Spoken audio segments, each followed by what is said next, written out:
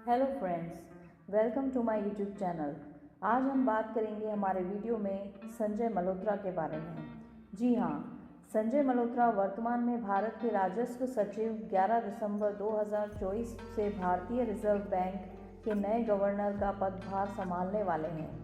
ये शक्तिकांत दास की जगह लेंगे, जिनका कार्यकाल समाप्त हो रहा है।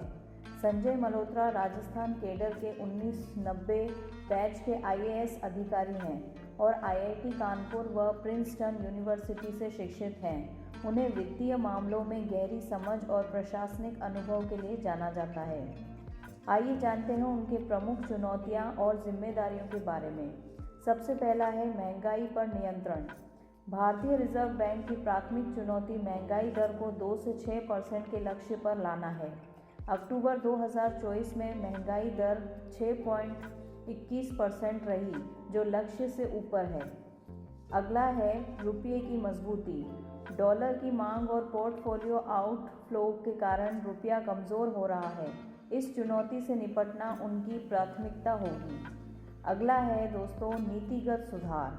अपने राजस्व सचिव के कार्यकाल में मल्होत्रा ने आयकर प्रणाली को सरल बनाने, GST धोखाधड़ी रोकने और व्यापार के लिए अनुकूल माहौल तैयार करने पर जोर दिया है।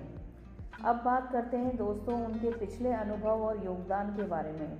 संजय मल्होत्रा ने REC लिमिटेड के CMD के रूप में काम किया, जहां उन्होंने ऊर्जा क्षेत्र में सुधार लागू किए। उन्होंने वित्तीय सेवाओं और राजस्व विभाग में भी उल्लेखनीय योगदान दिया है। उनके कार्यकाल में टैक्स नीति को संतुलित करने और उद्योगों के विकास पर जोर दिया गया। यह कदम महत्वपूर्ण है क्योंकि RBI का नेतृत्व न केवल घरेलू आर्थिक स्थिरता बल्कि वैश्विक वित्तीय चुनौतियों के बीच भी भारत की स्थिति मजबूत करने में अहम भूमिका निभाएगा। आइए दोस्तों, अब जानते हैं संजय मल्होत्रा की नियुक्तियां, उनकी चुनौतियां और उनके पिछले योगदानों के बारे में। संजय मल्होत्रा भारत सरकार के एक प्रमुख अधिकारी और प्रशासक को विभिन्न महत्वपूर्ण पदों पर नियुक्ति दी गई है। उनकी नियुक्ति उनके पिछले अनुभव और उपलब्धियों को देखते हुए महत्वपूर्ण मानी जाती है। यहाँ उनके योगदान, चुनौतियाँ और उनके करियर के मुख्य पहलुओं का विवरण है।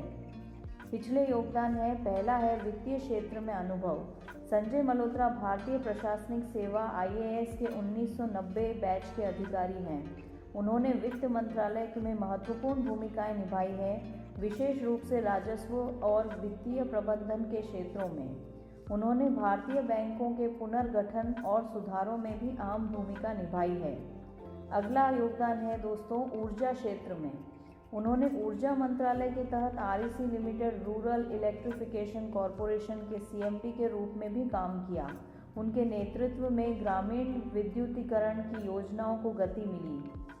आखिरी योगदान है दोस्तों में विभिन्न विभागों जैसे शिक्षा, ऊर्जा और सार्वजनिक वितरण प्रणाली में सुधारों में लागू किया गया। उनकी चुनौतियां हैं दोस्तों वित्तीय स्थिरता बनाए रखना, बैंकों और NBFC में सुधार, नीतियों का प्रभावी क्रियान्वयन और आखिरी है डिजिटल और ग्रीन फाइनेंस। संजय मल्होत्रा का करियर उनकी क्षमता और दृष्टिकोण का प्रतीक है। उनके नेतृत्व में सरकार को न केवल आर्थिक चुनौतियों का सामना करने में मदद मिलेगी, बल्कि लंबे समय तक प्रभावी विकास सुनिश्चित करने में भी योगदान मिलेगा।